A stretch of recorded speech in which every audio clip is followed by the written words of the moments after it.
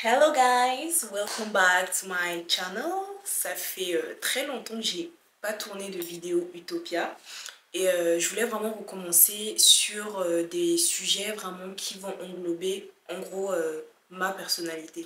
Donc le sujet d'aujourd'hui, on va parler des 4 piliers de ma vie parce que effectivement toute personne doit avoir des piliers, doit avoir des choses qui, lorsque on est un petit peu perdu, lorsqu'on est un petit peu dans le flou, ces choses-là, donc ces piliers-là sont censés nous rappeler la raison pour laquelle on continue de vivre, la raison pour laquelle on se bat et la raison pour laquelle tout simplement on continue d'exister. Let's go! En tout temps, j'ai ma dopamine.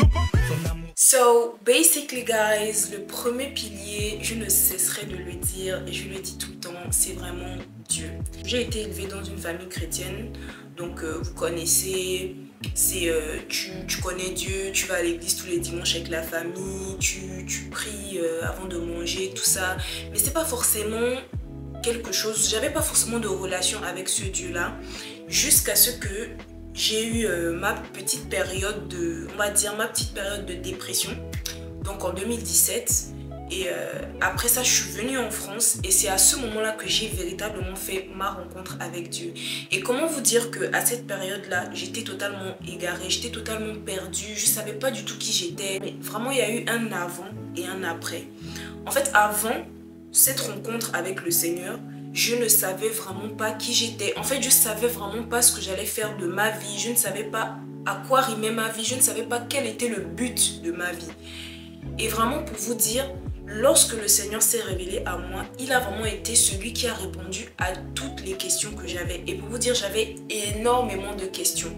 Pour toutes les personnes qui sont déjà passées par des phases de dépression, par des phases de burn-out, où vraiment tu te demandes quelle est ta raison de vivre, qu'est-ce que tu fais sur la terre, qu'est-ce que tu es venu faire là, c'est quoi ton rôle, vous allez me comprendre. Et vraiment, j'étais dans ce mood-là en fait. Et vraiment, Dieu est venu me dire qui j'étais. Il m'a carrément révélé mon identité. Il m'a dit, voici ce que tu es, voici ce que je veux que tu fasses, voici la raison pour laquelle je t'ai emmené sur terre. Et en fait, Dieu a tellement guéri mes blessures. En fait, il a fait de moi une autre personne.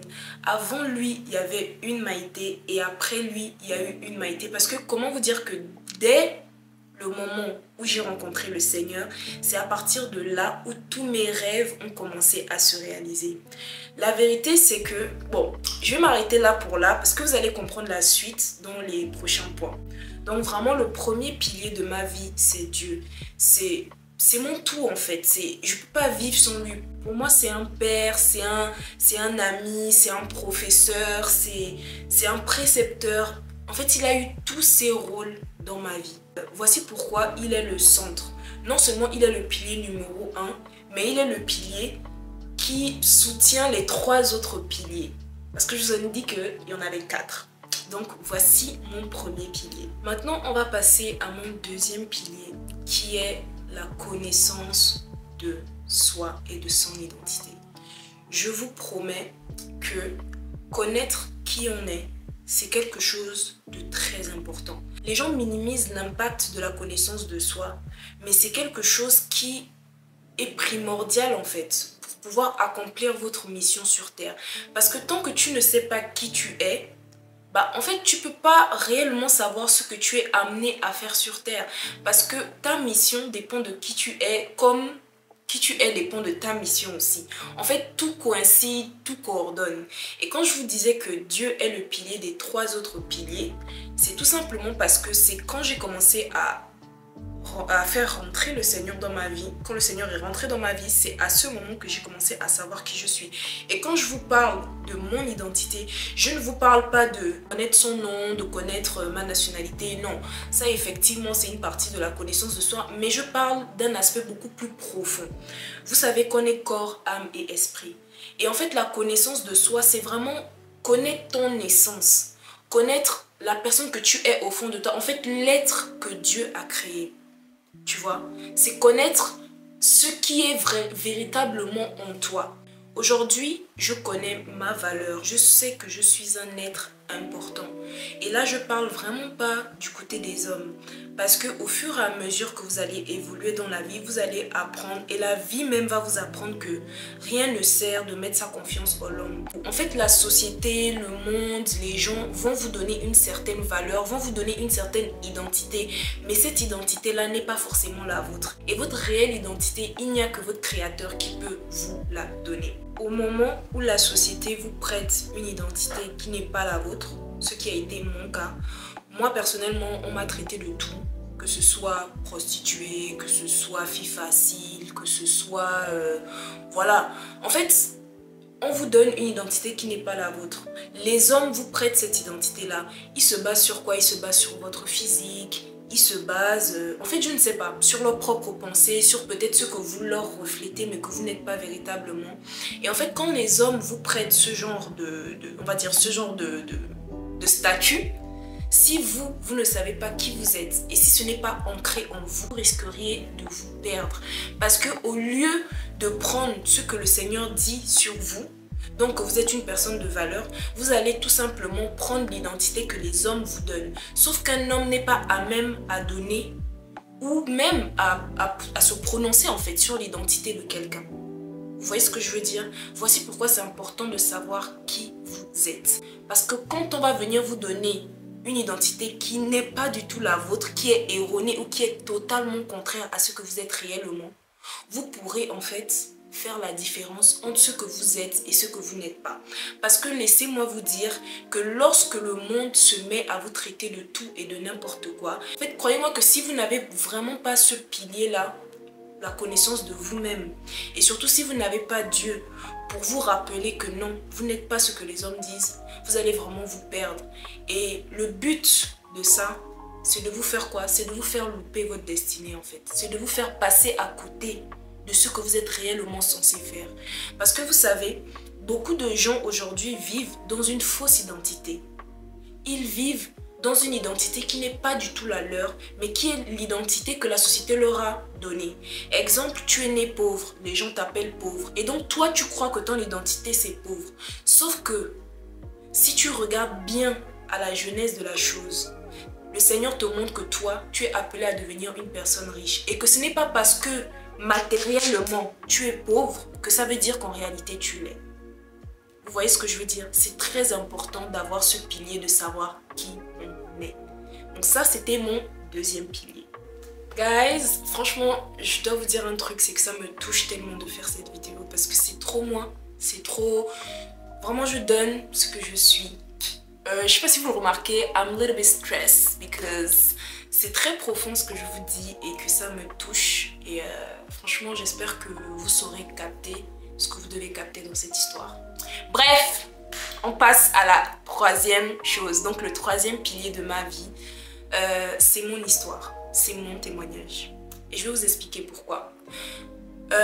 Moi, je suis quelqu'un, j'ai vraiment besoin, j'ai toujours eu besoin d'avoir des réponses à mes questions. Depuis petite, dans ma tête, en fait, j'ai toujours été un enfant très éveillé. Vous voyez ce que je veux dire? J'ai toujours été très éveillée, il y a toujours beaucoup de choses qui se passaient en même temps dans ma tête. Et j'ai toujours posé beaucoup de questions à Dieu.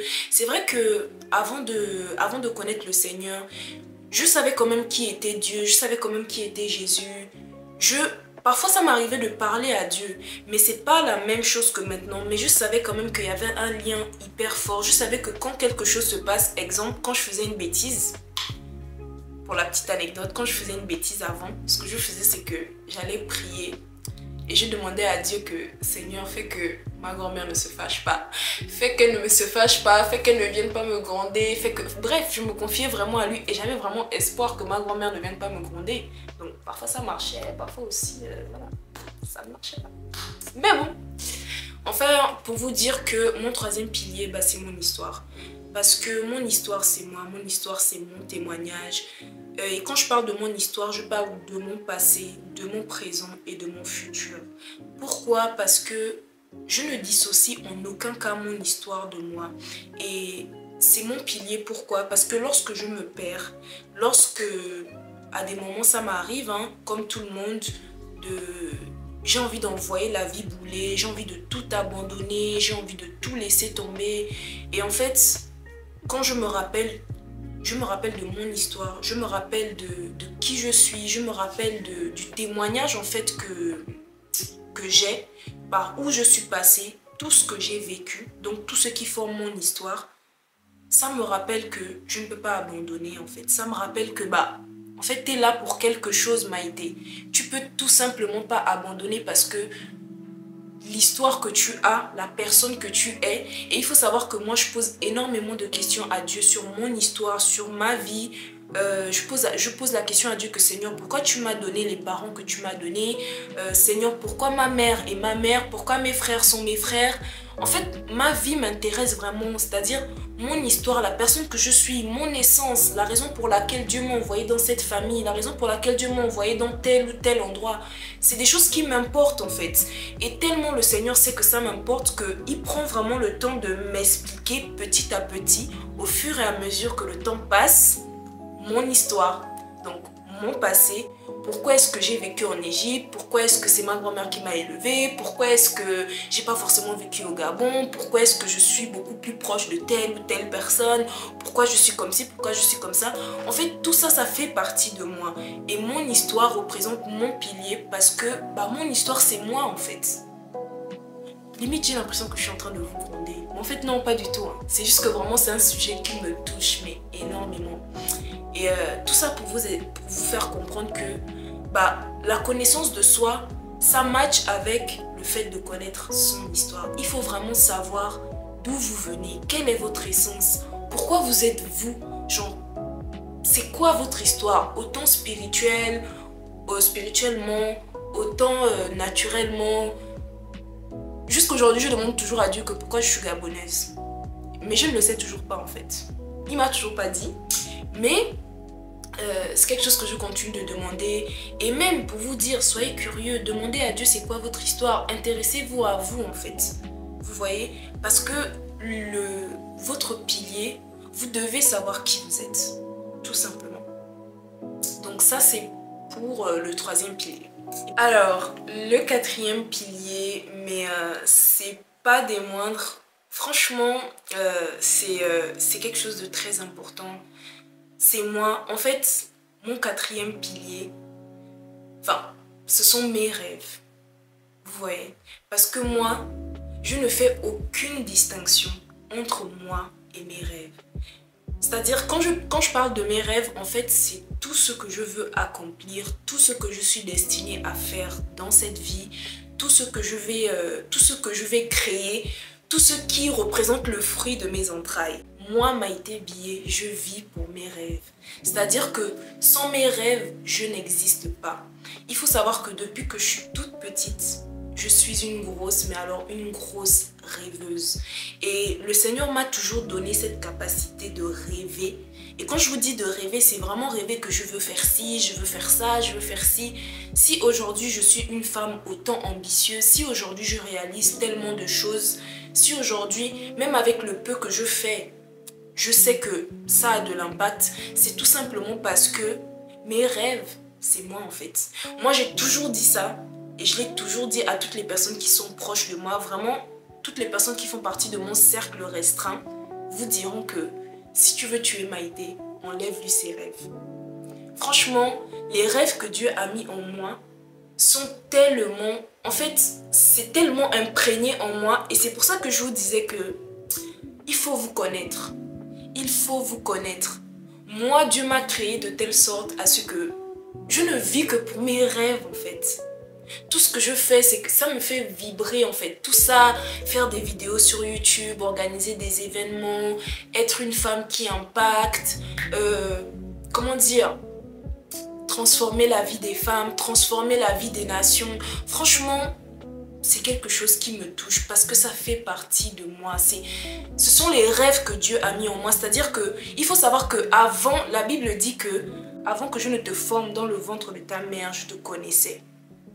Et j'avais formé des projets pour toi. C'est-à-dire qu'en fait, avant que vous ne veniez même au monde, les rêves que Dieu avait formés pour vous étaient déjà là en fait. C'est-à-dire qu'il n'y a rien qui vous dissocie. Il n'y a rien qui vous dissocie des rêves que Dieu a pour vous de vous. C'est pas vos rêves et vous. C'est tout en un en fait. Tout en un. Et moi, c'est comme ça que je suis avec les projets que Dieu a formés pour moi. Parce que je vis pour ça. Je vis pour accomplir la vie que Dieu veut que je vive. Je vis pour vivre ses rêves. Je vis pour ça en fait. Et ça, c'est mon 4e pilier. En vrai, c'est quelque chose qui... En fait, je sais pas. La partie de mes rêves là, j'en parle avec tellement d'enthousiasme. Bah parce qu'en fait, comment vous expliquer que moi, sans mes rêves, j'existe pas. Sans mes rêves, je me serais jamais mise sur YouTube. Sans mes rêves, j'aurais jamais créé le mouvement Isha, j'aurais jamais créé la boutique. Parce que tout ça, ce sont des projets qui étaient déjà formés bien avant que je ne vienne au monde. Bien avant que ma mère ne sache que, ah, je vais avoir une fille et je vais l'appeler Maïté. Bien avant même qu'on ne sache que je sois une fille. Parce que j'ai bien demandé à ma mère et ma mère m'a dit qu'en fait, quand elle était enceinte, on lui avait dit qu'elle était enceinte d'un garçon. Sauf qu'en fait, c'était une fille. Voilà. Et c'était moi. Ha! Donc, pour vous dire, vos rêves n'ont aucune dissociation de votre personne. Je sais pas si c'était français, mais vous avez compris. Il n'y a aucune dissociation entre vous et vos rêves. Vous devez vivre pour accomplir ce que Dieu veut pour vous. Et pour ça, vous devez 1. Avoir la bonne personne dans votre barque. 2. Vous devez connaître votre identité. 3. Vous devez connaître votre histoire, votre témoignage. Et enfin 4. Vous devez vivre pour vos rêves. Vivre pour accomplir ce que Dieu a prévu pour vous. Et ne laissez jamais personne vous empêcher d'atteindre vos sommets. Allez-y, que ce soit dur, que ce soit... I know that it's hard sometimes, like you just wanna... vous voulez tout jeter. Mais continuez. Continuez parce que le chemin est long, la course est dure.